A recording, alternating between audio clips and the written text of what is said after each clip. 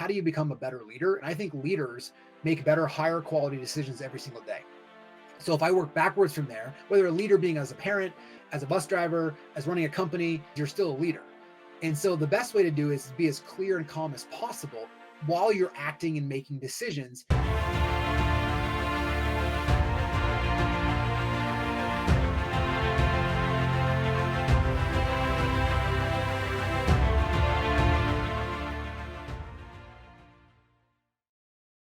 What is up, Impact Heroes? Welcome back to the show. I'm your host, Rick Ornelas. Thank you for spending some time with us today because we know time's a valuable resource and we're going to make it worth your while.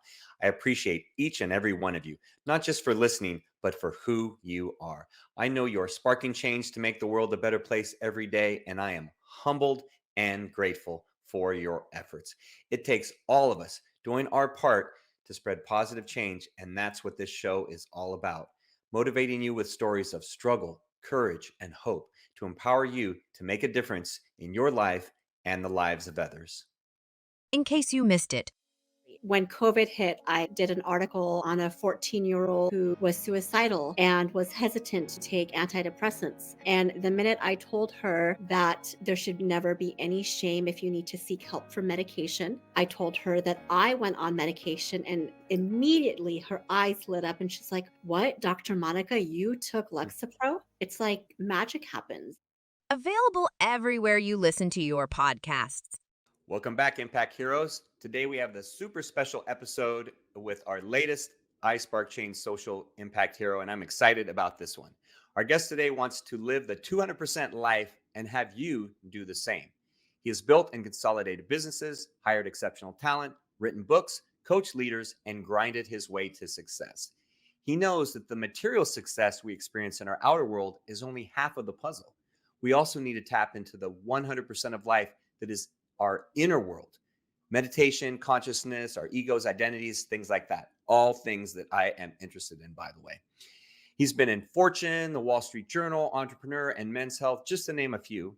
He's energetic, passionate, conscious, and spiritual, and knows how to grow as a human being. He's just an all-around great individual and someone who will inspire you to discover new paths and perspectives to live out the life you have with meaning and impact. Please welcome the inspiring, motivating founder and CEO of Adam Hergenrother Companies, which includes Livian, KW, Vermont, the 200% Life, the founder and force multiplier, BlackRock Construction, and the Hergenrother Foundation. That's a lot. Adam Hergenrother. Welcome to the program, Adam. Rick, thanks so much. I'm excited to be here. And I wanted to thank you for all the hard work you do to bring value to your audience. I know how much time and energy goes into it. So thank you for what you do. Oh, you're so welcome. You're so welcome. As I was putting that intro together, I was like, That was well man, said. this guy's done a lot. Like there's a lot that we could talk about, on the show, and we'll see where it goes. We'll see where it goes. But I have to honor the theme for the show, and as we start out with every guest. And so Adam, we see you as someone who's spreading positive change in the world, someone whose actions have a positive impact on humanity. And by our definition, we consider you a social impact hero. That's why you're on the show. So that, we consider an acronym, which we may or may not get to throughout our conversation. But the question I have for you is, do you see yourself as a hero? Not at all. Honestly, I see myself as an ordinary individual who has a yearning for just searching for truth. And, it's kind of been there all my life. And I just enjoy sharing what I've learned, and some people like it and some people don't, but I don't consider myself having made it at all. I still get angry at times. I still can get flustered and frustrated and even raise my voice at times. So, and every time I do that, I realize how long this path is and how much we can do and work here. So I'm just happy to be here and experience the next moment. And so would you say that, you talk about that's always been there, but in that journey, what was I do want to get into kind of, like I, from what I know from your story, there was kind of a turning point for you, but go farther back, go to where you say, it's always been there. What were your initial drivers when you were younger? right? Yeah. What were your driving? Because you've had a lot of success and everything, and financial success and different things, built businesses and so forth. But what were the things that were really driving you that, as you said, like have always been there? Yeah. It's a great question. When I was, let's even take it back to like 7, 8, 9 years old. I have an older brother, and I always wanted, even though he was 3 years older than me, I always wanted things to happen to me because I know I can handle them, and I wanted to actually experience them. Like I did for some reason. I'll give you an example of this. I always, in the early 90s, the Gulf War was going on. And I remember being like, oh, if there's a draft, like I'd have to go. Like my brother would never handle it. Like I would be the one that step up. And so I always kind of wanted to just have these experiences in life. And I always yearned for like having another experience. And that really turned into, not really, I couldn't say it the way I could now. That really turned into really understanding the wanting to have the experience of who I am. And I was using it as a different fuel of kind of trying to find who I was outside. And so I kept trying to look for other experiences that were going to point to the direction of who I am and kind of giving me that answer. And in realities, you have to call off the search in order to find that out. But for me, it started off by searching for these external experiences and trying to hit them in order for a way to try to feel as to who I really am. So would you say, Adam, so what I hear, the phrase external validation is that you were looking for some kind of external validation in an experience or in something you created or work, or would that be a part of it? Yeah, the reality was is when I got a little bit older in seventh and eighth and ninth grade, I would have like white lies. I would try to be somebody that I wasn't. I ended up using food as kind of like a comforting thing. I gained 100 pounds and ended up becoming 100 pounds overweight. And then, as my freshman year came upon me, I was hanging out with kids that were, I was failing classes. I was in the recreational drugs and kind of that role model student you wanted your kid to hang out with, right? And I came home one day and I realized that I was like, you know what? Like this is not the life that I'm supposed to live. And it wasn't like something like wrote a note to me or somebody I had this booming voice. It was just more of this just this knowing. It was just like this yearning of like this is not how I'm supposed to live my life. And so I came home and I remember turning on Celine Dion, which I don't know why I did for like on repeat. And She was popular at that he moment, at was. that time. He was Yes. popular. Thank you, Rick. Thank you. Yeah. And I just remember going through this phase of just like in between that whole night of between crying and trying to visualize and kind of like creating almost a vision board, if you will, as the first kind of experience doing that type of stuff of what I wanted my life to look like. And I lost 100 pounds within a year. I stopped hanging out with the kids and I got into sports and I'd like to tell you that it was perfect from there on out. But the reality is as I gained more success outwardly, my ego really started to enjoy that. And Hmm. so I then was told that, how it is if you come captain of a football team, like I was top of my class in finance in school. I bought my first investment property and we can go back and put pins in this stuff in college. And I made decent money off these things. And so I was like, man, like I am like nailing this. And there was just this deeper drive that was like, I actually what it was is I bought into this concept of somebody told me I just needed to go be more successful. And what I really this is how I've kind of come to define what people really mean is when they say you should become more successful. If you go nail it, you'll be successful. What they're really saying is go get enough power, leverage, authority, money, or fame so that you can control the situations around you so that your inner experience is the one that you want to experience. And that's ultimately what people are doing is that they're going out there and trying to get enough things so they can control the external event around them so that the event unfolds exactly how they want it to so that they don't hit any thorns internally other than the ones that they want to hit. And so once I realized that that's kind of what I was going after, I was like, this is not really the path that I wanted to go down. And we can kind of pause there and well, let me just finish this because it's kind of on this line. I took that same drive that I did in high school and I had this goal, Rick, of if I make $500,000 in income, somehow there was going to be a fruit tree in my backyard filling me up with peace and success like everyone told me it would. And, Hmm. just like many people's stories, I did. I went after it. I worked hard. I worked 12-hour days, 7 days a week as pre-kids. And honestly, I really enjoyed it though. Like I really, like I didn't think I was missing anything. Like I enjoyed the work ethic. I enjoyed putting myself forward. And then I remember this vividly. My mom is one of the most unassuming individuals. She could care less about money. You could tell her you made $100 million and she'd be like, that's great. Right. And so I remember I was like, hey mom, like, I made this $500,000 this year. And I was like, isn't that great? Like type thing. And she was like, yeah, that's awesome. Like pass the ketchup. In that moment, I realized that people just didn't care. But then what happened was I asked a deeper question. I was like, well, do I even care?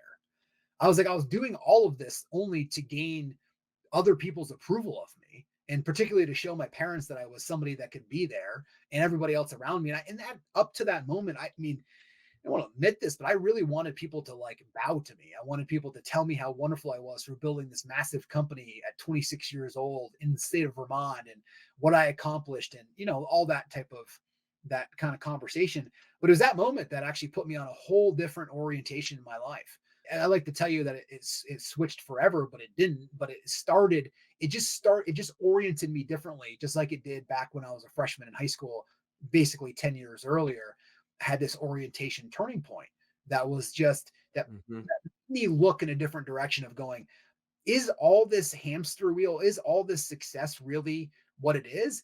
And like you, I had this deep question though, which is I actually enjoy being in the world. Like I enjoy building these things. I enjoy creating things, but I also realize that that's not going to give me this joy or this lightness or peace, whatever word you want to use inside. But I don't want to like go sit on top of a mountaintop in the Himalayas, Indian style around a fire, like reciting haikus. It's not even comfortable as Indian style. So I was like, I don't even want to I didn't want to do that. So that was my definition of being a spiritual person, if you will. And so I said, I'm going to go after the personal growth path then. Like that was the words that I used instead. And I'll pause because I just went on there. But that was the kind of origination point of where I am and the work that I started to do then. So it sounds like, Adam, it's thank you for sharing all that first off, but it sounds like, Adam, that there's kind of been this recurring theme of you going outside, right? Doing something, whatever it is, out externally, and then coming to the realization, okay, this is not filling that void. This is not filling, what I hear is that there's something missing, there's something missing, there's something missing. And so then you go, okay, now I need to come back and go inside and then I can find it. And then you maybe get a little bit in touch.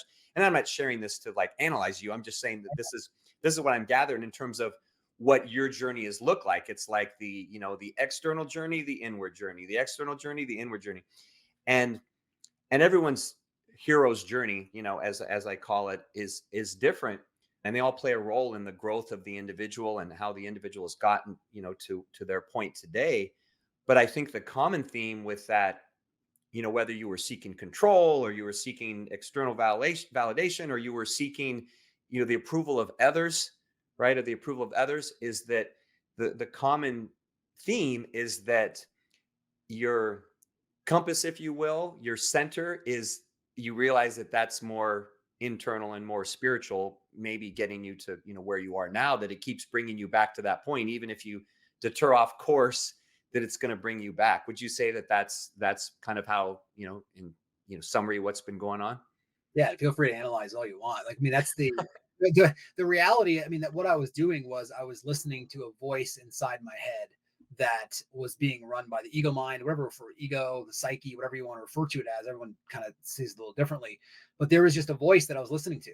And the reality is it's the same voice. Even like your audience listening right now, I would ask them to think about whether or not you're actually listening to Rick or I, or are you actually listening to your mind narrate this conversation? And most people go, oh, interesting. Because what they're doing is they're listening to the mind say, I like what Adam said. I hate what he just said right there, though. I don't know why he would even say that. Well, why would you even, right? They're listening to that. And what you realize is the deeper you go and you pay attention inside there is that you've been listening to that your entire life. And that's what's actually been telling me to go after and get all these different things. And when you go and get things externally, there's no denying that it makes you feel better. Look, when you get what you want or avoid getting what you don't want, you feel some level of relief. But the problem is it's only permanent. If you think about any luxury item that you went after to get in your life, that could be luxury in terms of a thing or luxury in terms of a relationship. Every time you've gotten it and you're like, all I need to do is get through this one thing, or I just need to get this amount of money or close this deal or get this into this relationship or just move into our new house or have a child or whatever it is. Once you have it, then there's the next luxury item. It's no longer a luxury item. It's just a necessity. And this is Hmm. what you end up building your entire life on this voice that not only runs your life, but you can put an I in there and ruins your life. And so for me, it was that moment where back again, when I was about 26, 27, I just saw so clearly this, how that voice is just talking, and I'm just paying so much attention to it. And literally I'm just listening to it. It'd be no different than opening up chat GPT-4 and saying, tell me how to live my life. And it just makes up things and you just go do it. I mean, Hmm. and That's a that's, great analogy. it's literally what it is. Yeah. Yeah. A friend of mine, he said, he likes to say, your mind is a dangerous place. Don't go there alone. Yeah. And I think what happens with a lot of us is we end up listening to that voice that, unfortunately for a lot of us, is negative. That it is negative, or giving us bad information. It's like the chat GPT hallucinating and just going off on some random tangent, and you're like, oh, this is great.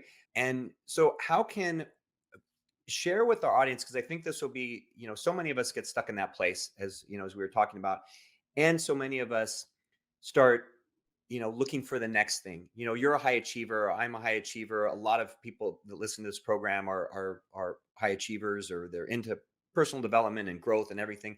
So always chasing that next thing. So how can someone stop seeking that fulfillment from that next thing, or from those external things, or from what they is out there? How can they focus more on on the internal aspect, as you've been able to do? Yeah. Yeah. I'm not, I mean, we have over 1,000 people that work for us, and I've made millions and millions and millions of dollars in my life. And so I'm not, it's not that those things are wrong by any means. And so, but what the difference is what I've learned in my life is that if I go after those things as a way to turn me on, to make me feel better, those things will create a tremendous amount of stress. You go make $5 million in a year, then it's like, okay, I've got to go make 6 million next year. And so there's a difference between when you go out there and there's nothing wrong with receiving benefits from what you're doing. But if you go out there needing those things to happen so that you can feel better inside, that's when you get stuck and glued to things and you end up suffering. And so it's a fine line. And this is the whole 200% life is like this balance between this intersection of like the being world and the doing world, right? And actually, I don't know if you know this, but way back in the day, before the cross was used in like a Christian form, the That's pause that. okay. Yeah. Before you go out there and, well, before the cross was actually introduced in the Christian form, they used to use this as the vertical axis to be like the grounding and the being, and the doing side is the horizontal. In your life actually was this beautiful intersection between your horizontal line and the vertical line. But if the vertical line was not first grounded, then you missed everything in your doing. And the whole egoic side of things is never be satisfied. And so if you're being run by that voice inside there was never going to be enough. You can tell yourself it's enough, but there's going to be a constant nag that says you need more, you need more. Hmm. So what you start to do is you just become aware, you start paying attention that is not going to do it for me. I've tried this whole game. Again, I went out there and made it my entire life to go out there and do that.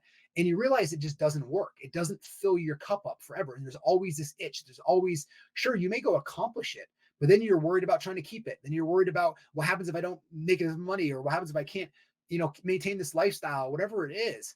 And so the difference is, I don't know if you've ever read the Bhagavad Gita, but there's a wonderful line, and it says there's nothing wrong. The Bhagavad Gita is the second most read book in the world outside of the Bible, and it's the Hinduism kind of form of the Bible. And one Hmm. of the cool things about it is it talks a lot about doing and not doing, and there's nothing wrong about having laser focused goals or action oriented doing, but all the lines in there are all about the minute you go out there and try to do something, you let go of the outcome or the personal gain that you need to make yourself feel better.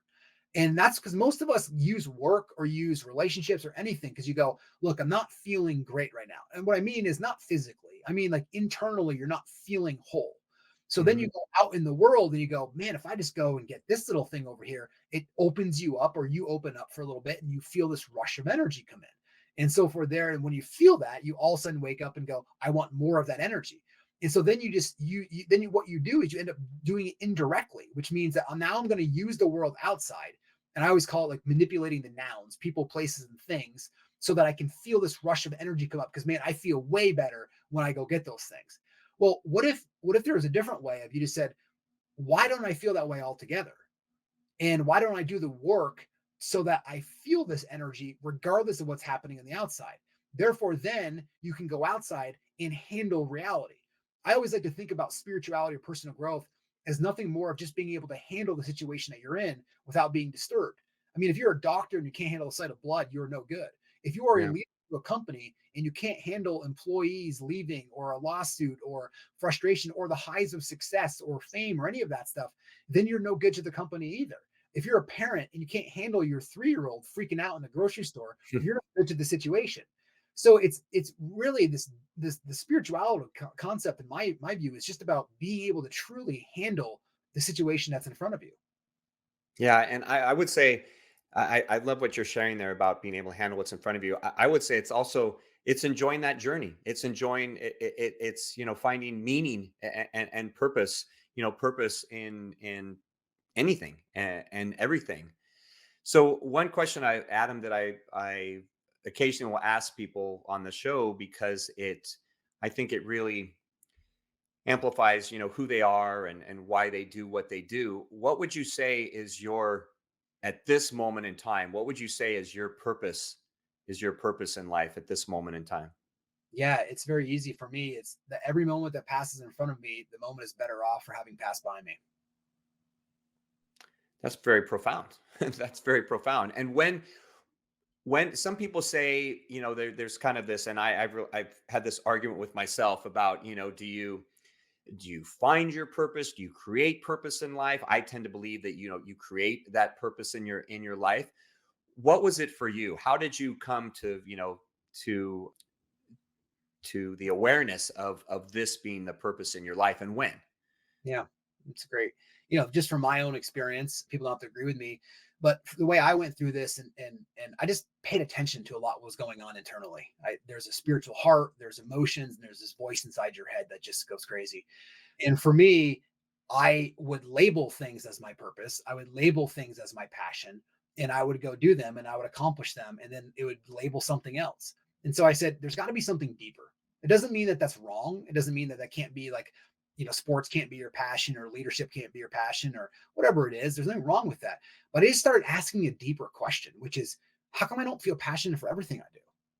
How come I don't feel like my purpose is for anything that crosses by me? Whether that's holding the door open for a neighbor or, driving a friend to the airport or leading a company of 1,000 people. To me, it's no different. And so it's just whatever moment is in front of me. My goal, my purpose is to raise the moment up. So again, that could be me picking up trash, that can be delivering a keynote to 15,000 people. It really, I feel no different. I don't feel any different going on vacation. I don't feel any different doing this interview. You're just there in the moment, raising the moment up, whatever's being asked of you. And what's really fascinating is the majority of the time, you don't have to do anything. It's only us causing so much commotion inside that makes it feel like we have to do something to the moment. So it actually brings you backwards and allows you to truly appreciate just the moment that's in front of us instead of trying to extract something deeply from the moment that you feel like you're missing from. And to me, that is why people fear death so much. They fear death because they're still thinking that there's something that life is going to give them. They still think there's some moment that's going to deliver them this peace and joy they're looking for. But the reality is you're still using your mind to look for what is directly behind you. All you have to do is turn around and it's right there. And then once that happens, there is no other reason to fear anything because you've already truly experienced the depth of life. I mean, think about what life would be like without a spiritual heart. You wouldn't be able to feel the low. You wouldn't feel the high. There would be no depth there. So it just, you Yeah. have all Boring. these, it would be so boring. You have all these wonderful, wonderful opportunities to raise the moment that are in front of you. And what that speaks to me a lot in what you're sharing there, Adam, because I'm someone that, earlier in life I struggled. What I hear is being present, right? Being present there in the moment, really. And I struggled with that when I was younger because maybe you can relate to this. I was chasing the success. I was, raising a young family, but I was still all over the place, and not being present with them when they were young, and wrapped up in the doing and moving from one thing to the next, and always chasing goals, and the house or the boat or the vacation, like you were saying, all these different things. And I had to come to that realization for myself that I wasn't being present, that I wasn't living in that moment, or making the moment better. And that, for me, I had to make that conscious choice to change that about myself, and how it affected others. It's funny, you talk about the moment. I looked at it more in terms of how it affected my interactions with others more than myself, and that was what really drove me to want to be more present. Like, for example, on these interviews, right? I really seek to be completely present and listen and in tune, and really feel the emotion and the heart and the soul of the guest, so I honor and respect them and their time. And but to think of it at a deeper level as you do, it's not just because of someone else, but it's for myself and for that moment, and how it relates to everything else. That really gives a whole new perspective. Yeah. Are you familiar with the concept of a samskara? No, Yeah, I'm not. it's a really cool. We talk about this a lot in the 200% Life. Well, there's a chapter on it because one of the questions that we get a lot is like, so I kind of doing this work, and I'm starting to realize that there's this voice that kind of drives my life, and I have all these emotions in there. And so I always ask, like, well, how do you know you have emotions, and how do you know you have a voice? Right? Like, make your voice say hello 10 times, right? Like, think of an apple. And I always just like, so who's in there doing that, right? That's you, right? You're in there being a witness to the voice, to the emotions. We've heard that before. And then so it's like, well, why people ask, well, why is it always so negative in there? And you mentioned that before, and very, very positive. Well, samskara is an ancient Sanskrit word. It's been around for thousands of years. So again, people have been doing this work. As I always joke with people like conferences, I'm like, it's only the last like 30 or 40 years that life coaches have come on, and there's nothing wrong with that. That works for you. That's wonderful. And they've been like, go get what you want. Let's go set some goals and kind of do this. Tony Dungy has a great quote after his son committed suicide. And he said, goals have a beginning and an end, but they're not the purpose of your life. I think that's the kind of the same way of a goal. But anyways, samskara is an ancient Sanskrit term. It's basically, if you ever think of the circle as the most powerful form in the universe, and the reason why it is because every event that happens, this conversation, people listening, walking, has energy to it. Scientists will tell you, psychologists will tell you, everything is energy. So it has its own vibrational code. So when an event occurs and it's passing into you, it's what was referred to as, if you like the event, then Buddhists call it, you can cling to it. If you don't like the event, you kind of push it away. In either event, if you push something away or try to hold something in, you do not let it pass, and it forms what's called a samskara. So think of it as like an example of, you have a very pristine river. It has a complete sand bottom, and it's flowing perfect. If you start dropping boulders in there, the water now has to start moving around all of these boulders and creating eddies and different things. And the more of these things you drop in there, the less water starts to be able to flow through, until eventually you dam up the entire energy source. Well, it's the same thing that happens with us. Is we have an experience from birth, basically, that we go, oh, I really liked this one, and I really didn't like that, so I need to avoid that. And we instantly start building up our own dams, and they're called samskaras.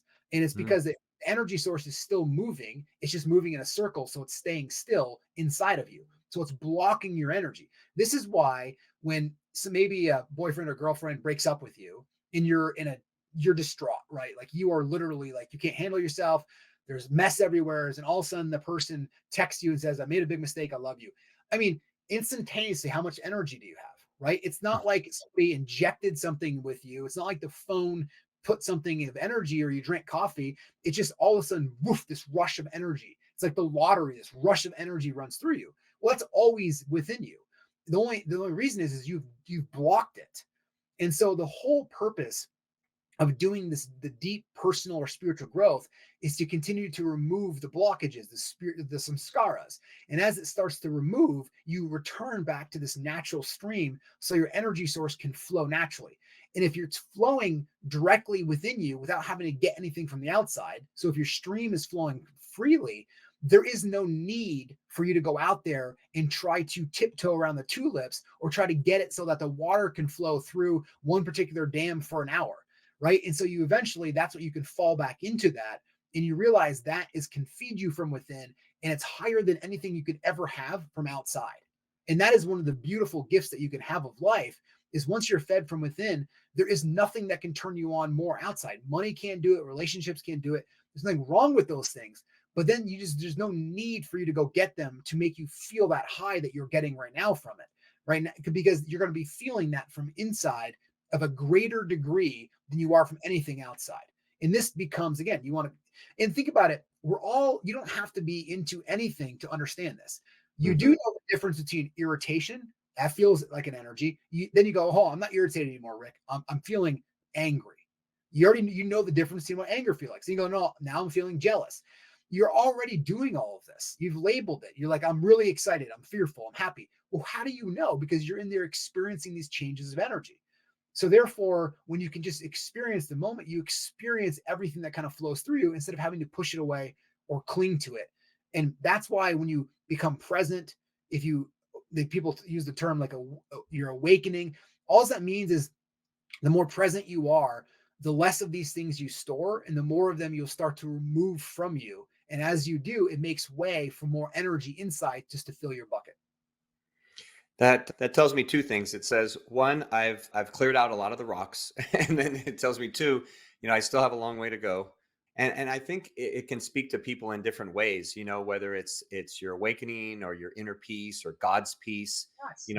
I've used that term for me, myself, that I feel I have, God's peace a lot for myself, because faith plays a role for me.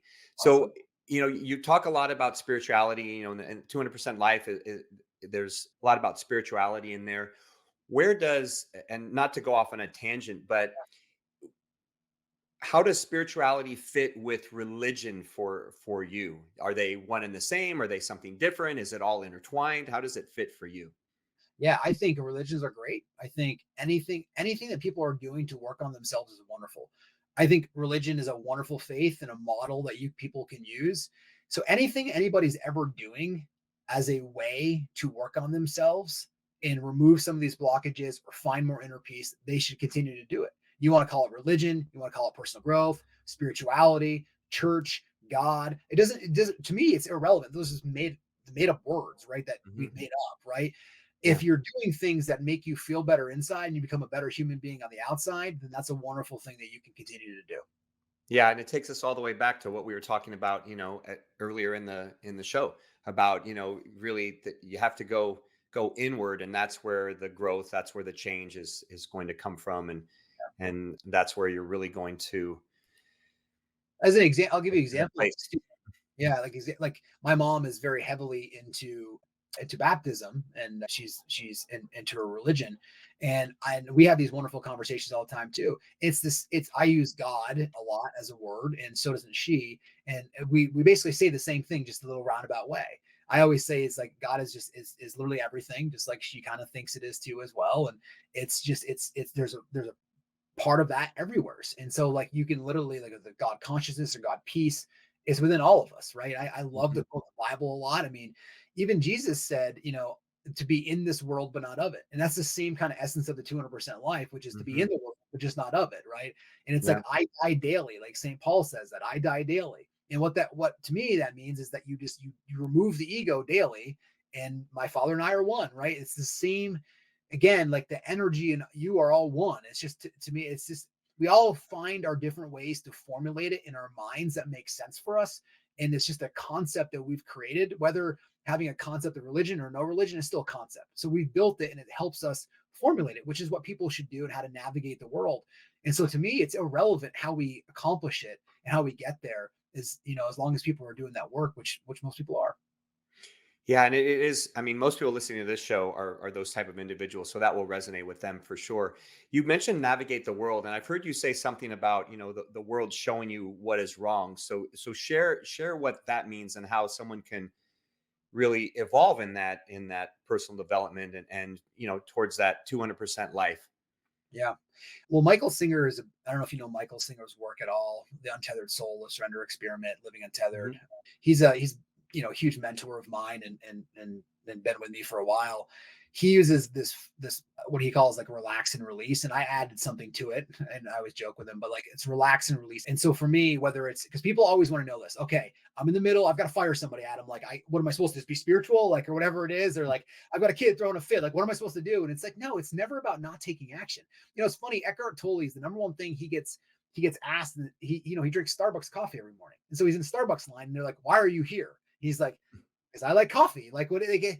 So we're trying to Why is dismantle. everyone else here? Exactly. Like trying to dismantle this concept of like being a spiritual person, or and here it has nothing to do with whether you drink alcohol or smoke cigarettes or do drugs or drink coffee. It's just it's an inner experience, and whatever people can do anything they want on the physical side. But for me, it's relax first. So an event occurs. So this is an easy one for people to grasp. An email comes in, and it's not an email that you want to get. You even see the sender coming in and you're instantly disturbed, right? You're Mhm. fine. You see the email, and now all of a sudden your energy is low, right? It feels like Yeah. it dropped. There's a samskara right there. Yeah. That is. That's exactly what it is, because it hit your stuff. And that's what people are trying to avoid, is they're trying to make situations so that it doesn't hit their samskaras. So anyways, it hits your samskara, and all of a sudden it hits you, and you in here. Now all of a sudden you go and you're responding. Even if you've done some work on yourself, you're like, okay, I'm going to take that word out, but I'm still going to make sure that they get my point across. And you send this email and you read it the next day from a response, and you go, man, why would I have ever sent that? And now you're clear and you respond differently. It's a simple example, but so for me, what I like to think about is first relax. Because when you're relaxing, I don't mean you don't relax the anger, you don't relax the frustration that you're feeling from the email. You who's experiencing it relaxes. That has to be the first step. Again, anger does not relax. Its nature is to not relax. It would be like taking a crystal clear pond, throwing a pebble in there, and you're going, you know what, Rick, I don't like the ripples that are from it coming from this pond after this, after the stone dropped in there, so I'm going to jump in the pond and smooth them out, right? Like that's what people do. Like they try to smooth them out, and all you're doing is making more ripples. I mean, that's what people do. They don't like the anger, so they go in there and like they use their mind of how I'm going to get back in this person. They feel this stuff, so they're in there messing it all up. So first you relax, and as then you release, and what you're releasing is you're releasing the energy that you're feeling inside. So, and you just sit there with it, you just allow it to make its way through you. Again, it is a stored energy pattern or samskara, and it's working its way through you. The minute it's worked its way through you, though, then you act because now you're acting with clarity, with things become undisguised. You can see decisions better. This is the only reason why people have such tough times with decisions, is because what a decision really is like, how is my inner response going to be based on this decision? Do I want to go to dinner? How am I going to feel? Right? Do I like this outfit that I'm putting on? I don't know. Let me look in the mirror and see how it's going to hit my stuff. I mean, that's what people are doing, right? So Yeah. if you can relax and release and then act, that is always the first step. Car in front of you is driving very slow. Can you relax and release that and then pass when it's appropriate or take a different road? Of course you can. That puts you in and again, I always think about business as well too, is like, how do you become a better leader? And I think leaders make better, higher quality decisions every single day. So if I work backwards from there, whether a leader being as a parent, as a bus driver, as running a company, right, or running your kids, you're still a leader. And so the best way to do is be as clear and calm as possible while you're acting and making decisions. It's going to produce a better outcome, or the higher probability of a better outcome for you. So therefore, anytime that you're disturbed and you're making decisions from that, whether you are super high or super low, you're not making the optimal decision. That's why the Tao was written, right? It's this middle way. And so when you can, so to me, the technique that I always use is, am I relaxed? I need to release this, then act. And if you can do that, you'll take you the rest of the way. All right, there you go, everyone. Again, going internal, relax, release, and then react. So I'm glad you mentioned leadership, because I do want to touch on that before we wrap up. I know that's a part of the 200% life, about, moving from your head to your heart as a decision maker and a leader, and conscious leadership and everything. So you mentioned having, a company of 1,000, right? 1,000 individuals. So how does this play a role in your leadership, from yourself, from others, that are in positions of leadership? And I know, everyone can be a leader, we'll grant that, but those that are in positions of, you know what I mean, throughout the organization. How does this play a role in, the 200% life, and how does that show up in your business? Yeah, I mean, part of the 200% life is a concept and a model that people can use in business. It's a fresh way of looking at leadership, and it goes back to kind of what I just said. All leaders are designed to make decisions. I mean, that's their work product, right? Your work product as a leader is to make decisions. And Jeff Hmm. Bezos said, who's accomplished a few things, right? He said the most important thing that I can do every single day is make 3 high quality decisions every single day. And so I just worked backwards from there and saying, well, how do you make a better decision, Rick? Right? Well, the clearer I am, the easier I can see things, the more I'm willing to look at everybody's perspective of things, the more I'm willing to not needing to be right in a meeting and willing to find the best solution for the company, i.e., dropping my ego, the better decision I'm going to make. And so while relaxing and releasing, those things naturally happen. You don't need to go in there and be like, okay, well, I'm really nervous about keeping my job. So therefore, I'm going to make sure people understand my standpoint, and I'm not going to buy in anybody else's or relent from my opinion, right? Instead of going in there, you just maybe has somebody a better opinion than me, and you get behind those things. Then you make a decision. And as you make that decision, you become better leader because you have everything going for you. You have more empathy. You have more, I mean, every leader would like more clarity. And the best way I can also describe it is things just become undisguised. You start to see things better. It's like I do a lot of skiing, right? And the analogy I like to use is like if you're skiing and you're in the woods and you're trying to think about where you're going, you mess up. But if you're skiing and you're in, you can call it the flow state or whatever you want, or you're just skiing and you're in there making decisions, but in the moment you're making decisions, it's a natural flow, right? And that Hmm. spontaneously comes through you. Just like Rick, when you do a podcast, I bet a lot of the stuff that you ask your guests just naturally just comes in there spontaneously. You're not some things you may think through. 100%. You're Yeah. just in that moment asking the question. And that's the same thing as a leader. You just naturally have these forces behind you that help guide you into making these decisions. It's not like guiding, meaning like there's a notepad with somebody telling you what to ask. It's just you're in a meeting, somebody says something, and all of a sudden an idea comes up, and you go, "Hey, what about this?" And you're not saying it to be noticed or be right. You're just contributing to the moment that's in front of you. And I think that's super important. It comes back to that being present, right? It comes back to being in the moment, and I'd add being the best version of yourself in that moment, Yes. right? By thinking about, going back to your purpose. How can the, moment in front of me be better off by having passed through your consciousness, so that it all works together. And also it shows the impact that it has on others. I think about, you know, I this may be how you answer a question I'm going to ask you in a minute, but I think about how incredible the world could be if everyone did that, right? If everyone did that, how much it would impact everyone else, and raise everyone to such a higher consciousness, and it'd be an incredible place. So, we could probably talk about a lot more about the 200% life, and maybe I'll have you back, and we can do I know you have your podcast, the 200% life. And so we'll put the links to that in the show notes. And I've listened. And so I encourage our audience to go and check that out. There's great content there. So there are a few questions that I want to ask, that I ask every guest on the podcast here, Adam. And it's funny that, we just talked about how, being a leader, and that impact it can have on others. Well, one thing that we've coined on the podcast is the phrase of a spark moment. And these are moments in life where our actions have a ripple effect that goes far beyond that initial act. It's like the pebble in the pond that spreads way out there, right?